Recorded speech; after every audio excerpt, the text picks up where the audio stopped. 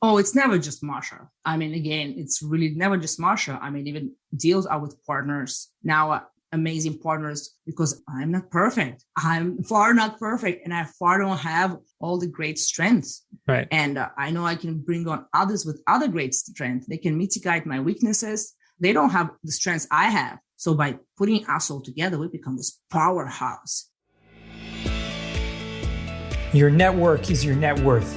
Come listen to some of the most successful people I know share invaluable knowledge, stories, and advice in real estate, business, and beyond. This is Weiss Advice. Whether you want to take your business or personal life to the next level, look no further. Welcome back to another episode of Weiss Advice. I am your host, as always, Yona Weiss. And it is a beautiful day, and I'm really excited to have another wonderful guest on our show. We've had amazing guests recently, so make sure you go back and listen to the recent episodes. But today, you're going to want to tune in, get away all the distractions, pull up a chair, and get comfortable, because we have Masha Klapanova from Miami, currently at least, right? What's going on? How are you? Yona, hello. So excited to be again next to you, chatting with you and sharing with others my story, and make sure that everyone is getting some value out of this. You bet. I'm so grateful that you took the time out of your day today. I know you got a lot going on. You're a busy woman. You've recently become an owner of a new self-storage facility. And exactly. I'd love to hear. I mean, you talk about your story. You have an incredible story. Literally, I just learned recently that you mentioned that the day after you graduated high school, you came right to America. Like that's from Russia. So tell me about like what inspired you to do that in the first place. I mean, being in Russia, I never felt like I was exactly belong. I didn't belong there. And it's a weird feeling. And America was always so attractive. I loved everything about America. And it's until 15 years old when I went to study English in San Diego for 1 month. Oh, wow. I just realized I will do everything and anything possible to be on this side of planet. I really felt comfortable. And it took me quite some time. And only last year, the biggest accomplishment that I did, it's not actually investing in self-storage. And it is. But beyond that is getting my mom a green card residency. Wow. Yes. Amazing. So now she's here. She is also. Yes, she's in Miami Beach. That's her dream job that she dreams since she was childhood. And this even gives me goosebumps every time. This is the biggest accomplishment. Another for doing things, obviously, for family, for my mother, bringing her here to, a great part of the world. She right now works with dogs, where in Russia, she couldn't do this type of job. And buying self-storage, I also couldn't do that in Russia. So obviously, it's a land of opportunities, and you can really do things here that you can't probably do in many other parts of the world. Right. Absolutely. Definitely land of opportunity. There's so much. And really, besides for, finding the best job and finding things that you really, truly love and are passionate about to do, what sets, you apart, I think, from a lot of people is that determination. And you have this willpower that, picking up and leaving to coming to a country where you didn't even speak fluently, the language, and just uprooting yourself to immerse yourself and do and find whatever it was that you wanted to do, and kind of figured it out over the past few years and found a passion of self-storage. So before we get into that, because I want to hear that, I love your passion around self-storage. We had a great session with our Wednesday night group a few months back talking about how to actually do that, how to underwrite deals and how to get the motivation to do it. But before we do that, tell me what drove you? I mean, obviously the passion, the land of the free and the home of the brave, right? But what's driving you currently? What's your why? What are you passionate about? It's obviously self-storage is not the end all be all, right? Real estate for everyone is a means to an end. So what is that for you? Like when you look in the mirror, and which you have right there next to you, but what do you tell yourself? No, it's actually, Yona, when I remember just getting into investing world, self-storage investing and commercial, it's all like multifamily, where I'm connected with all these amazing people that are investors. And I think we always look for that growth, right? How to develop ourselves, how to develop our skills. But then they were also talking about, you need to have your big why. You need to have your big why. And there was that moment, and I'm going to share with my big why, the moment when the big why probably saved me, because when I got about 130th bank, the most hopeful bank, to tell me, no, Masha, you're not going to get a loan. That's the first deal. Over 130 banks told me no. And there was that last one that was so hopeful, and no. And Yona, this is the time I just wanted to drop everything. I was ready just to run, go in a corner, cry, and that's it, give up. And even I could already given up before, because I heard someone said, actually, I heard a story. Someone said, oh, after 100 banks, 100, someone told her yes. It's like, yes, I'm going to do it. So I'm already 130. I have nowhere else to go. So, but this is where I got connected to my big why. And I actually looked at my dog, and if I give up right now, millions of you will be left on the street or left in a shelter to be killed. And I have this opportunity to shift that, because being in, I would say, I don't like the word influencer, but being that known person to influence others, and not only myself, I can do as much, right? Mm-hmm. I can do as much. I can have as much money. I can donate as much money. But if I can influence others to do good things, for me, it's dogs. For me, it will be dogs. Someone can support that. Someone can be human trafficking. Oh, yeah. Someone is, any type of cause. But This is where I realized one day I'm dead, and on my grave, I want to, in a stone tone, to say, Masha saved millions of dogs, and she shifted this world for better, for others to do. And this is when those 130th bank, I just felt that energy, and was ready to keep going, figure out what I'm going to do to make that happen. Interesting. And wow. So if you don't have that big, that moment, it wasn't about me buying it. So that drive of just having a self-storage wasn't there anymore. Or potentially becoming that commercial real estate investor, it would not drive me at the moment, but something bigger than me, that would drive. Yeah, exactly. I think all of us have and come to a certain point in our lives when we find something kind of outside of ourselves that we really connect to and want to help and see how we can make a difference in the world, big or small. Everyone has a different approach, but that's fascinating that's something that really, and you can see it's something that is really ingrained in you. All of us have that. And sometimes you can't even explain why that is, but it's something that you're just driven by, you're passionate about, and can really lead you to do great things. And like you said, influence others to do the same. So that's amazing. Let's transition now, talk a little bit about self-storage. I know you had dabbled in a few other things before you got started in real estate, and before you got started even within real estate into specifically self-storage, which clearly you're extremely passionate about right now. And your actions speak louder than your words, having successfully closed and acquired a few. So tell us a little about that. What was your transition from, finding real estate in the first place, and then finding how self-storage jumped out at you? Definitely. I did some, a little here and there, some real estate investing, residential stuff. Actually, it wasn't really my project. It was my broker's project. And the funny part, at some point, that broker just left with the money that we invested and disappeared. So I had really great first experience in the investing world. And this is where I said, I'm never going to do this again, right? And then I went back, did something else. I'm not going to get into it. But then I researching and looking, there is really no better vehicle than investing. Mm-hmm. This is where it was after a couple of years for sure. Let me look into this again. And this is where discovering bigger pockets, look into flipping. Oh, let me do residential again, real estate investing. And just paid for this, good high ticket, ticket course for wholesaling, flipping, buy and hold. I'm seeing this kind of LinkedIn, seeing, oh, there's commercial real estate. Oh, it's not only for big boys with big deep pockets. I may do that. Yeah.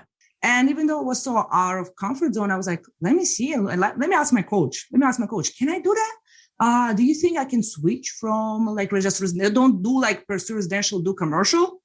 And what do you think? She told me, Masha, I think it's not going to be possible. You need to do heavily flipping and wholesaling for at least 2 years. And then maybe after 2 years, you can pursue commercial real estate. Interesting. But yes. So I could have listened to her, but I decided, let me go and ask who is experienced with commercial real estate. Right. So this is where you have to always make sure you get advice from the people that have done it, not people that haven't done it. Exactly. That's so important, because so many people are willing to give advice, but they haven't experienced it themselves. So their advice really is not going to be as objective as you would like it to be. Exactly. And I'm not going to say, but I don't know. I know she wanted me to go to her next level coaching too, which was in residential. And I'm not going to say anything, but there's opportunity for her telling me to go to commercial would be completely not pursuing her high ticket coaching. So this is when I actually watched the movie Banker. I don't know if you watched the movie Banker. No. An African-American in about 1950s discovered his skills and the opportunity in commercial real estate in New York. But he realized being his skin color, nobody's going to take him serious. So he found some white skin friend, and he used him to go to negotiations. Like he's the one pushed him to go and do a negotiation. He was doing everything, but he just taught him and how to negotiate. And the story was all successful. So when I thought I was going to be getting into commercial real estate and specific self-storage, I'm going to use my boyfriend to kind of go represent me, because nobody's going to treat me seriously. I'm a woman, Russian, and especially the being blonde. In Russia, like blondes considered, how many there's jokes of stupid blondes. Oh, so, right. I have that limiting mindset that people are not going to take me serious. Right. I'll be honest with you, being coming to commercial space because it's mostly men. But start getting to speaking to, I remember I spoke to you actually, right? Also in the beginning, I was asking you to help me with figure out how should I write in my bio. Remember, Yona? Yeah, yes. But I realized everybody actually was respecting me. They're respecting me and get out of my comfort zone. Right. Every day, just go forward and go forward. Yeah. So I just look at this opportunity is how you can be collaborative in commercial space, how you can be doing it without it, how much you can obviously do those value adds. You can be doing all the depreciation, cost segregation, right? Yeah. All those opportunities. And the self-storage just was very attractive because you can do, it's less management, less maintenance. It's still a business. And it was just very interesting asset class. And I pursued it, decided I'm going to pursue it 100% focus. And here we go. After 1 year of pursuing it hard, I was be able to close on that first facility with private financing because banks didn't want to finance it. And right now we are actually nearly doubled the value of it. So I'm sorry for all those banks who didn't take that opportunity. That's so true and I think you have such a great story. And I love the fact that, you saw yourself as like an underdog. And in American culture, I don't know how it goes in Russian, but there's this experience of an underdog. And I didn't mean this, but it's so funny that like your concept with the dogs and but that you're someone who's seemed as like someone who is or at least you saw yourself and saw that others may have pictured you in someone who's not as experienced, someone that may not know the language entirely, someone that may not have the right look as you thought. But by changing your own kind of self-image really, and pushing, like you said, pushing yourself out of your comfort zone. But I think it does have a lot to do like changing your own self-image and seeing yourself that, no, you are capable. You are someone that can get this done. It first starts there. That's why they always say mindset is first. And exactly. You can run away from that. If it doesn't working there, it's not going to go anywhere else. 100%. What were you working on? You read any books, or you working with any type of other coaching besides for this obviously coach who discouraged you from pursuing commercial real estate? But what was that? What was that kind of fortitude within yourself that pushed you and knew that you could do it, even though you had all these voices and all these people turning you down? Oh, so this was 1,000%. It was people. It's just actually getting more coaching, getting mentors, surrounding myself with experience, getting into masterminds, just overdosing with webinars, attending like all webinars. At the point, just really not skipping all possible webinars. This is where COVID hit. So it was also perfect opportunity. Sure. But I I remember even Christmas time, I just really was all work, figuring out and connecting. So this is where just surrounding yourself with the right individuals, just start meeting people. I become a part of some coachings. Was looking for a mentor a long time, but then I end up having some mentors, somebody with some experience, great, amazing individuals. At some point we kind of got along, and I was there also always trying to of course, add value to them. So I have pretty good skills with tech, like systems putting. And so I was always trying to support in that manner. And so it's all, I would never be here without, many great people, even you, Yana. I mean, so much Yana, really. I remember you was actually like, oh my God, Yana is responding to me. Oh, he's actually trying to help. And again, I'm thinking, I'm just Masha, and Yana is talking to me on LinkedIn. In the beginning, it was really like, wow, that's an honor. And then you started these challenges and LinkedIn. I mean, I'm sure did you have any podcast that you didn't talk about LinkedIn? But LinkedIn, connecting with those, this is where I found some of the great people. Right. So it's not a real estate. It's not about self-storage, or it's not about real estate. It's really about people and beautiful, powerful connections that we can make and just become successful together, all together successful. Sure. And you're doing that. I mean, that's awesome. I love the fact that, you're just another amazing example of someone who saw the power of networking, saw the power of LinkedIn and how to use that to, to kind of figure out what it is that you want to do and figure out what it is that can propel you in the direction that you want to go. And I think, but it really comes down to taking action. I mean, really, you can learn as much as you want. You can have as many mentors as you want. But until you just jump in, and I mean, obviously attending the webinars, attending the networking and things like that, you're going to learn a tremendous amount.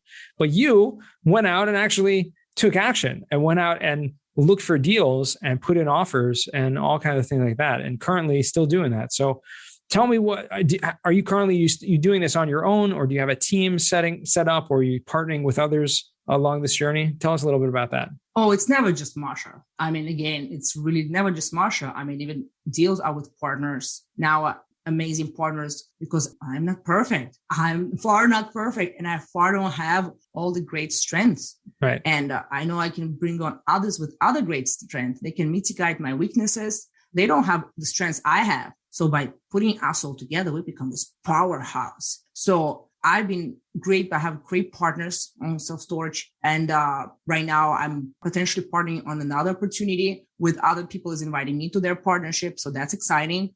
And at the same time, I also have now VAs. I actually have 3 VAs. And this is just incredible. I don't want to say it's a team. It's my team. And 2 of them, one of them is starting helping me with my deal flow, is actually helping me. And this is not what typically people do, is she actually helps me. She gathers the data from the deal that I send her, whatever deal someone sent it to me, I send it to her. She put it for me in a spreadsheet. She does some research. She does competitor analysis.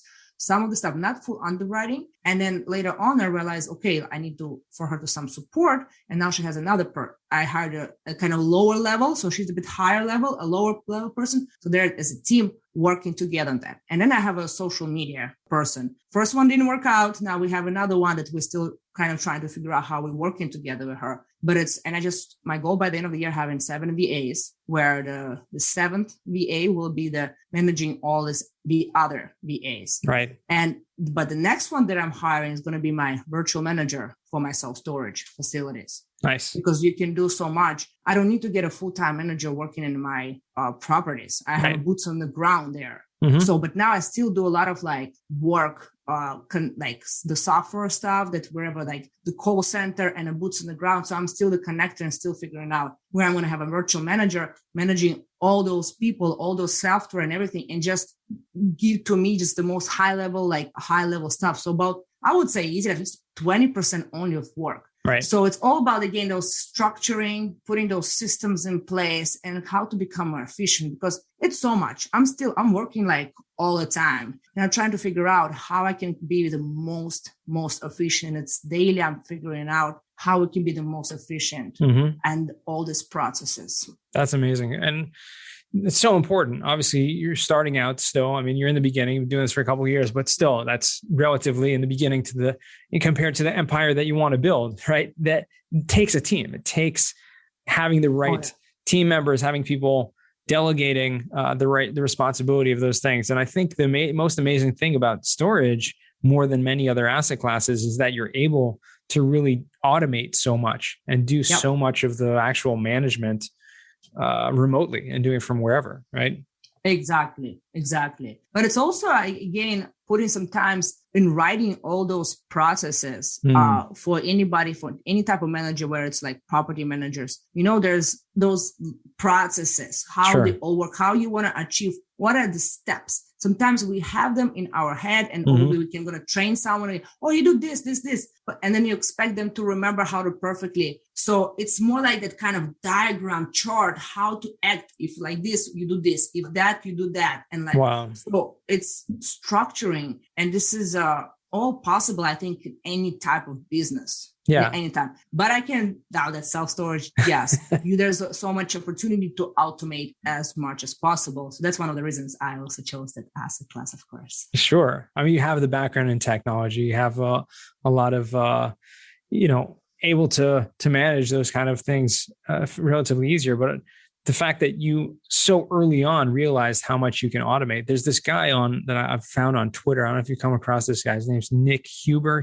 Yes, he's amazing. He talks all about automation. He talks all about the virtual assistants and, the self-storage. And he owns self-storage. So he's been someone that I've followed a little bit, and seeing how to implement a lot of these processes. That's what I'm doing right now. Kind of taking on some of that so I can grow the Yona Weiss brand of real estate investing. So we'll see where that takes us. Beautiful. Because Yona, you have 24/7, right? And I have 24/7. We can have different amount of money. We can have different amount of something else, but the time we all have the same. So it's how you spend that time the most efficiently and what you can do. Like, especially amazing when you sleep and those VAs are working for you. Yep. I definitely love that. In the morning you wake up and they get the work done for you. I'm like, yes. That's right. I love that. That's awesome. That's amazing.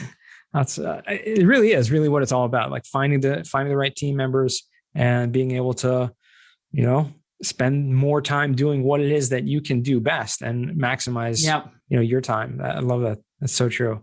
Now I know I feel like we've been talking for like 2 minutes now, but I just looked out at the clock, and I want to transition now to what we call the final four. These are 4 questions I ask all my guests. First question, Masha, what is the worst job that you ever had? It probably would be the funniest job. I was a flower. You were a flower, meaning yes. Someone planted you in the ground. And, no, I used to do work in event planning and event production. So we were doing also impersonators, which means when you pretend to be someone usually. But in this case, it was something. So I was dressed up in a flower costume and was there just like kind of moving like a little bit like as a flower. So yes, that was an interesting, funny, probably worst job, standing like a flower and moving like a flower and people walking around. But it was funny. That is kind of funny. What was it, like an event of some kind?